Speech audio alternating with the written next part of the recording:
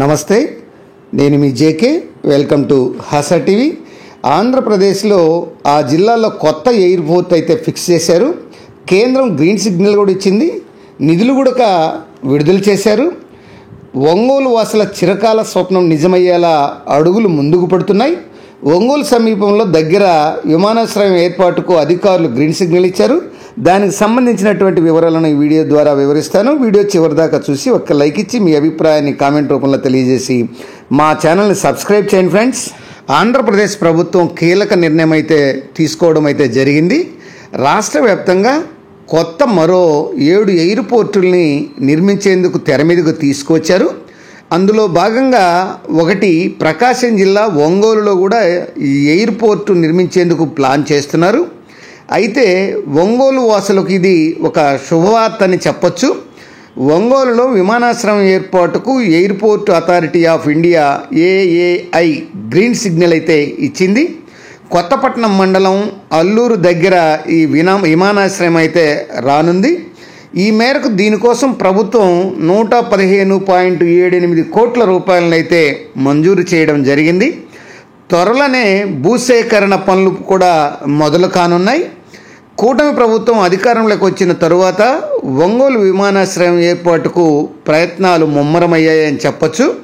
ముఖ్యంగా Ongole TDP MP Magunta Srinivasa Reddy, Ongole TDP MLA Damacharla Janardhan ఈ ప్రత్యేకంగా ఈ ఒంగోలు ఎయిర్పోర్టుపై ఫోకస్ అయితే పెట్టారు. విమానాశ్రయం కోసం ఒంగోలుకు సమీపంలో కొత్తపట్నం మండలం ఆలూరు గ్రామాల మధ్య 657.57 ఎకరాల ఈ వాన్పిక్ భూములు అందుబాటులో ఉన్నాయని ఈ కలెక్టర్ నివేదిక పంపారు. గత ఏడాది నవంబర్ 12న రాష్ట్ర ప్రభుత్వం స్థల సర్వే కోసం 2.2 కోట్లు మంజూరు కూడా చేసిన విషయం తెలిసిందే.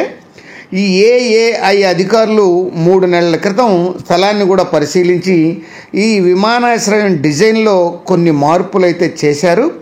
ఈ స్థలానికి దక్షిణం వైపు నల్లవాగు ఉండడంతో వరద ముప్పు రాకుండా జాగ్రత్తలు అయితే తీసుకున్నారు.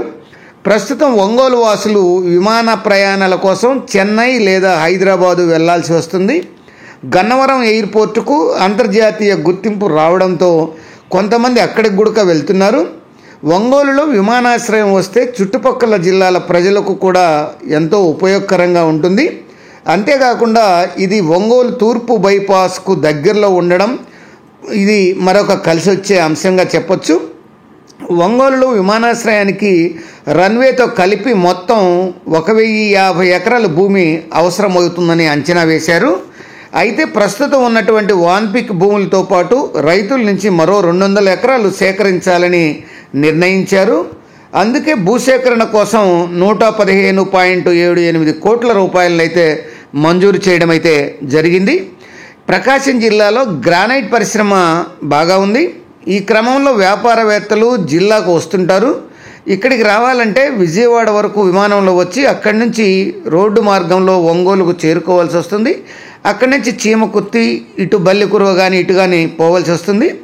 అదే విమానాశ్రయం అందుబాటులోకి వస్తే నేరుగా ఒంగోలుకే రావచ్చు అంటున్నారు. అలాగే గతంలో ప్రకాశం జిల్లాకు చెందిన NRIలు కూడా వాళ్ళతో పాటు వ్యాపారవేత్తలు ఇతర ప్రముఖులు అంతర్జాతీయంగా రాకపోకలు సాగించేందుకు ఈ చెన్నై హైదరాబాదు విమానాశ్రయాలకు వెళ్లాల్సిందే. ఇప్పుడు గన్నవరం ఎయిర్పోర్టుకు అంతర్జాతీయ గుర్తింపు వచ్చాక అక్కడికి వెళ్తున్నారు. ఈ విమానాశ్రయం వస్తే ఒంగోలు తూర్పు బైపాస్కు దగ్గరలో కూడా ఉంటుందని, ఇది సానుకూలమైనటువంటి అంశమని పలువురైతే పేర్కొంటున్నారు.